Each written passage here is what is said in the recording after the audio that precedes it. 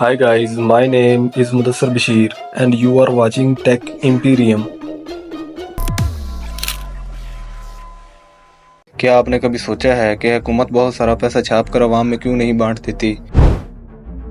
इससे हुकूमत को तो कोई फ़र्क नहीं पड़ेगा, जबकि इससे गुर्बत ख़त्म हो जाएगी। इस सवाल का जवाब हम जानेंगे इस वीडियो में, लेकिन इससे पहले अगर आपने हमारे चैनल को सब्सक्राइब नहीं किया तो सब्सक्राइब कर लें।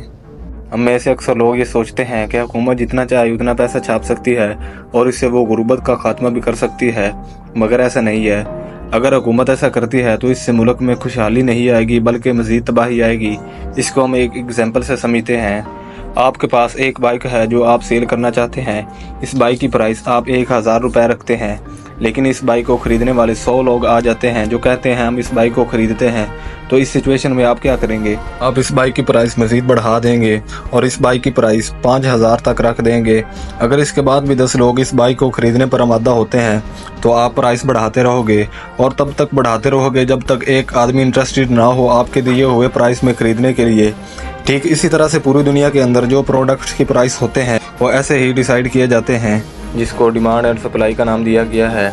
जब आप फ्रूट की दुकान पर जाते हो और देखते हो सेब का रेट ज़्यादा है और अमरूद का रेट कम है, इसका मतलब ये है कि सेब की जितनी डिमांड है इस हिसाब से उसकी सप्लाई नहीं है, जबकि अमरूद की डिमांड के हिसाब से उसकी सप्लाई भी है। जैसा कि हम सुनते हैं कि प्याज के रेट बहुत ज़्यादा हो गए हैं, इसका सिंपल सा मतलब ये है कि प्याज की कमी हो गई है और जो प्याज के रेट सेट करने वाला है उसने वही काम किया है जो आपने अपनी बाइक सेल करते वक्त किया था। और एग्जांपल, एक कंपनी ने 100 मोबाइल बनाए और इनकी प्राइस 1 लाख रुपए रख दी। अब जिसके पास पैसे हैं वो तो मोबाइल खरीद लेगा, लेकिन जिसके पास पैसे नहीं है वो मोबाइल नहीं खरीद पाएगा। लेकिन अगले ही दिन हुकूमत बहुत सारे पैसे छाप कर आवाम में बांट देती है। वजह से लास्ट टाइम जहां 100 लोग मोबाइल खरीदने गए थे, इस बार 1000 लोग मोबाइल खरीदने जाएंगे और मोबाइल बनाने वाली कंपनी वही करेगी जो आपने अपनी बाइक सेल करते वक्त किया था, यानी तब तक प्राइस बढ़ाते रहेगी जब तक 100 लोग मोबाइल खरीदने वाले ना रह जाएं। इससे यह साबित होता है कि किसी भी मुल्क में जितनी चीज़ें मौजूद होती हैं पैसा भी इतना ही होता है। जैसा कि अगर पाकिस्तान में जितनी भी खरीदने और बिकने वाली चीज़ें हैं इनको एक जगह पर रख दिया जाए और पाकिस्तान में जितना भी पैसा है इसे एक जगह पर रख दिया जाए तो इस सारे पैसे से ये सारी चीज़ें खरीदी जा सकती हैं। पाकिस्तान में 100 अशिया हैं और पैसे भी 100 रुपये ही हैं जिससे 100 अशिया खरीदी जा सकती हैं। तो कोई शख्स आपको सस्ते में अशिया नहीं दे, क्योंकि इसे पता है कि मार्केट में 100 रुपये मौजूद हैं। इसके साथ साथ वो ज़्यादा प्राइस भी नहीं रख सकता क्योंकि इसे पता है कि मार्केट में सिर्फ 100 रुपये ही हैं। इसीलिए किसी भी मुल्क की इकॉनमी को जानने का सही तरीका है कि इसकी अशिया को जांचा जाए कि ये मुल्क कितना प्रोड्यूस करता है, यानी कितनी चीज़ें बनाता है। मान लें कि पाकिस्तान में 200 अशिया होती जबकि पैसा सिर्फ 100 होता तो चीज़ें खुद ब खुद सस्ती होना शुरू हो जाती, क्योंकि चीज़ें मार्केट में ज़्यादा हैं और पैसा कम है। तो महंगाई का असल ताल्लुक डिमांड एंड सप्लाई पर होता है, ना कि पैसा छापने पर।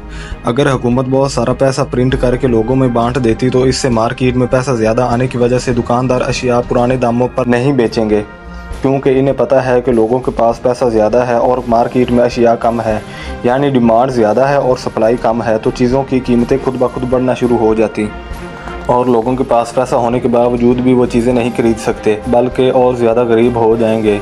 इसकी मिसाल हम ज़िम्बाब्वे की हुकूमत से लेते हैं। ज़िम्बाब्वे की हुकूमत ने इकानमी को बूस्ट करने के लिए बहुत सारे नोट प्रिंट करना शुरू कर दिए।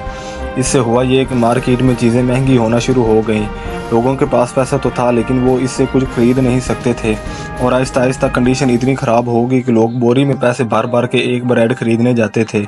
एक टॉफ़ी जो कि $1 ज़िम्बाब्वे की मिलती थी, सिर्फ एक ही साल में वही टॉफ़ी 23 करोड़ ज़िम्बाब्वे की मिलने लगी। सूरत हाल इतनी ख़राब हो गई कि नोटों की वैल्यू इसके कागज़ से भी कम हो गई, यानी आप लोग सारे नोटों को लेकर इस मशीन में डालकर इस नॉर्मल कागज़ बनाते और वो कागज़ बेचने जाएं तो आपको ज़्यादा फ़ायदा होगा। तो सवाल ये बनता है कि कोई भी मुल्क कैसे अमीर हो, जिसका जवाब यह है कि मुल्क के ही रहने वाले ज़्यादा से ज़्यादा अशिया बनाए। जो मुल्क जितनी ज़्यादा अशिया प्रोड्यूस करेगा तो मुल्क में इन चीज़ों की प्राइस कम होना स्टार्ट हो जाएगी, क्योंकि अशिया ज़्यादा होंगी और पैसा कम होगा तो मुल्क इन अशिया को एक्सपोर्ट करके इनसे पैसा कमा सकता है।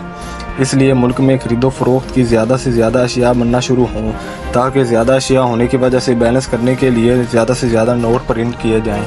अगर ये वीडियो आपको अच्छी लगी हो तो इसे लाइक, शेयर और चैनल को सब्सक्राइब ज़रूर करें। मिलते हैं नेक्स्ट वीडियो में।